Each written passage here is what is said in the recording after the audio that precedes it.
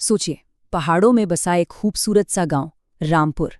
लेकिन जैसे ही रात के 9 बजते हैं, एक घंटी की आवाज गूंजती है।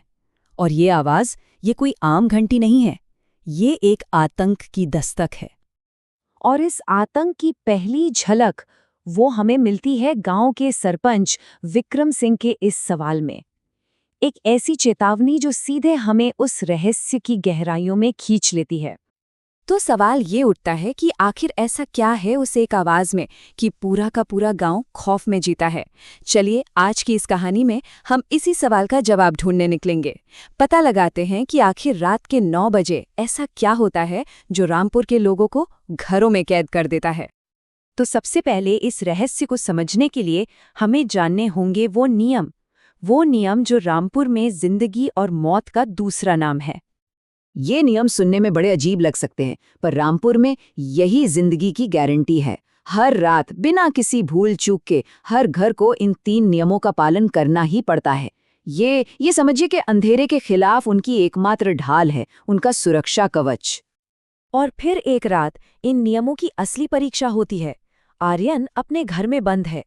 अचानक दरवाजे पर दस्तक होती है और बाहर से जो आवाज आती है वो उसके दोस्त अनिल की है। वही अनिल जो पिछले 1 महीने से गायब था। आवाज में पहले तो एक मिन्नत थी, एक गुजारिश थी, लेकिन फिर वो एक धमकी में बदल गई।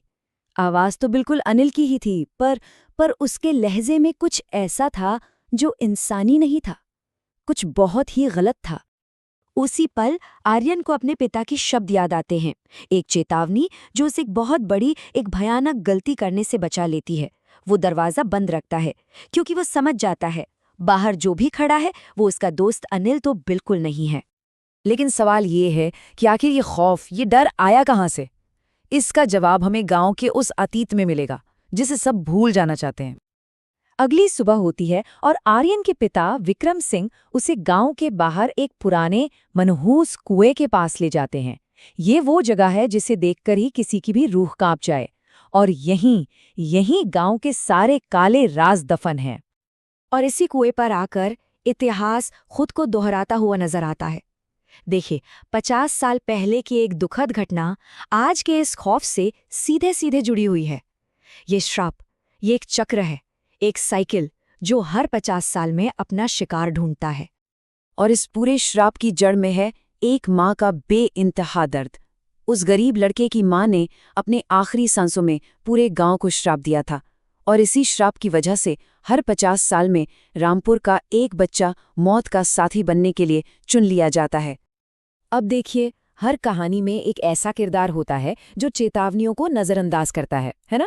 यहाँ वो किरदार है रमेश। वो इन सारी बातों को अंधविश्वास कहकर मजाक उड़ाता है, और उसका यही अविश्वास उसे सीधे मौत के दरवाजे पर ले आता है। उसी रात रमेश नमक की लकीर नहीं खींचता, और फिर उसे आवाज सुनाई देती है, अपनी मरी हुई बेटी रिया की। अपने गम में और नशे में डूबा रमेश वो सबसे बड़ा नियम तोड़ देता है। वो दरवाज़ा खोल देता है, और बस जैसे ही दरवाज़ा खुलता है, अंधेरे से न जाने कितने हाथ निकलते हैं और उसे अंदर खींच लेते हैं। रमेश की भयानक मौत के बाद अब गांव के सरपंच विक्रम सिंह एक फैसला लेते हैं। फैसला ये कि अब और डरना नहीं, अब लड़ना है। वो खुद उस श्राप का आमना सामना करने का तय करते हैं। तो विक्रम सिंह का मिशन साफ था, डर कर जीने से अच्छा है इस श्राप से लड़ा जाए। वो उसी मनहूस कुएं में उतरने का फैसला करते हैं। लेकिन उनके पास वक्त बहुत बहुत कम है। रात के 9 बजने से पहले उन्हें वापस आना होगा। उनके पास सिर्फ 10 मिनट हैं। और जैसे ही विक्रम कुएं में उतरना शुरू करते हैं, उसकी गहराइयों से एक ठंडी, भयानक आवाज गूंजती है। ये उस आत्मा की आवाज है जो गुस्से में है और जवाब चाहती है। कुएं की तली में पहुंचकर विक्रम को जो मिलता है वो एक बच्चे का कंकाल है। ये उसी पहले अनिल का था। और वहीं विक्रम पूरे गांव की तरफ से उस आत्मा से माफी मांगते हैं। 50 साल पहले जो गुनाह हुआ था उसकी भरपाई करने की कोशिश करते हैं। और ऊपर वक्त किसी के लिए नहीं रुक रहा था। उल्टी गिनती शुरू हो चुकी थी। हर किसी की सांसें अटकी हुई थीं। ऊपर खड़ा आर्यन बेतहाशा चिल्ला रहा था, पापा सिर्फ 2 मिनट बचे हैं, प्लीज ऊपर आ जाओ। हर एक सेकंड के साथ खतरा बढ़ता जा रहा था। सवाल बस एक था, क्या विक्रम वक्त पर वापस आ पाएंगे? और फिर रात के 9 बजे की पहली घंटी बजती है। ठीक उसी वक्त रस्सी में एक जोर की हलचल होती है और बिल्कुल आखिरी पल में विक्रम को ऊपर खींच लिया जाता है।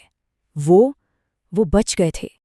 विक्रम तो बच गए, लेकिन गांव का क्या? क्या उस श्राप से, उस खौफ से सच में आजादी मिल गई थी?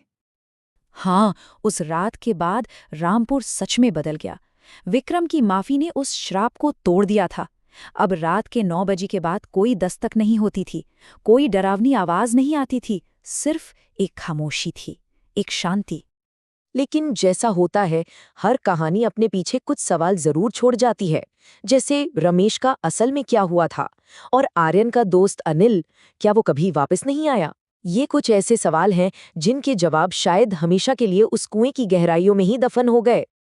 तो आखिर में ये कहानी हमें एक बहुत जरूरी बात सिखाती है कि अतीत के कुछ दरवाजे हमेशा बंद ही रहें तो अच्छा है, क्योंकि एक बार अगर वो खुल जाए तो उसकी कीमत आने वाली न जाने कितनी पीढ़ियों को चुकानी पड़ती है।